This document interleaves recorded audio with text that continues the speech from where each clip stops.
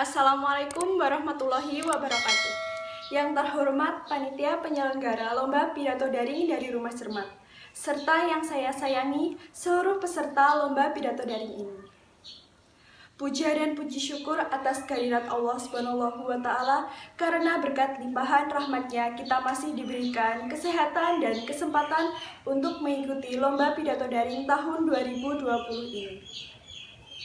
Tidak lupa, sholawat dan salam selalu tercurahkan kepada junjungan Nabi besar kita, Muhammad SAW, keluarga, serta para sahabatnya. Izinkan saya memperkenalkan diri terlebih dahulu. Nama saya Mesya Aurelia Azahra dari SMP Negeri 1 Pacitan, Kabupaten Pacitan, Provinsi Jawa Timur. Alasan saya mengikuti Lomba Pidato Daring ini, yang pertama, saya ingin mengasah kemampuan saya di bidang public speaking.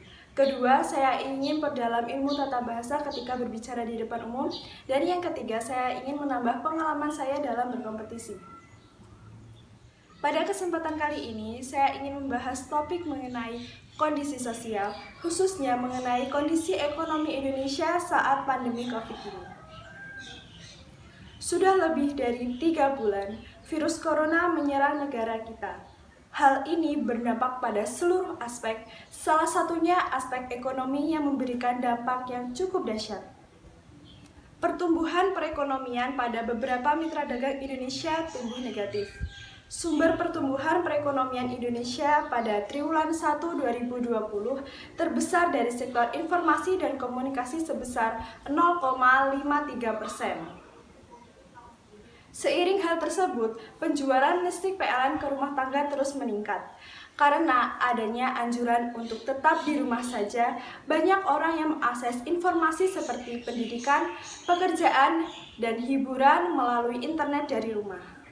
Untuk hal lain, jumlah wisatawan dari mancanegara yang datang ke Indonesia juga turun drastis. Perbandingannya dengan tahun lalu juga cukup jauh.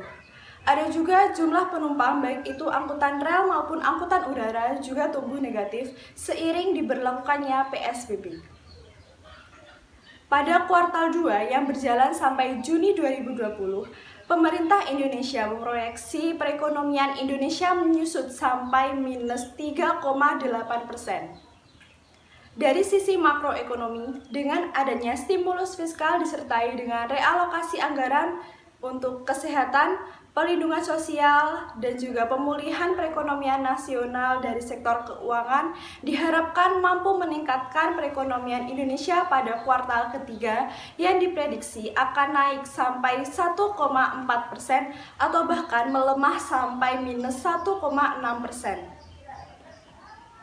Untuk kuartal 4, pemerintah Indonesia mengharapkan perekonomian Indonesia mencatatkan pertumbuhan positif paling tidak 3,4% atau paling sedikit 1%. Karena jika perekonomian Indonesia minus lebih dari 2 triwulan berturut-turut, maka Indonesia bisa dikatakan mengalami resesi. Resesi atau kemerosotan adalah kondisi ketika produk domestik bruto menurun atau pertumbuhan perekonomian real tumbuh negatif selama 2 kuartal atau lebih dalam 1 tahun. Indonesia mengalami situasi yang cukup sulit dalam memberantas virus corona. Karena akibat dari pandemi ini banyak sekali kerugian di berbagai aspek dan bidang.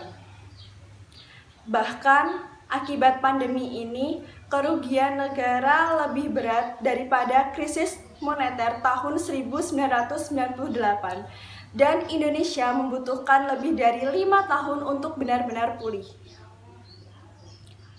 Namun segala upaya terus dikerahkan secara bersinergi agar Indonesia mampu bangkit dari dampak pandemi COVID ini.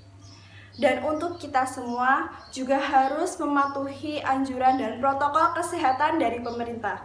Karena hal tersebut merupakan salah satu upaya untuk mencegah penyebaran virus corona. Sekian yang dapat saya sampaikan. Mohon maaf apabila ada kesalahan dalam berucap karena segala kurangan ada pada diri saya sendiri dan segala kelebihan atas kehendak Allah SWT. Saya meminta dukungan dari teman-teman semua untuk tonton video ini like, serta berikan kritik dan saran supaya saya bisa meningkatkan kemampuan saya ini. Terima kasih atas perhatiannya. Wabillahi taufiq walhidayah. Wassalamualaikum warahmatullahi wabarakatuh.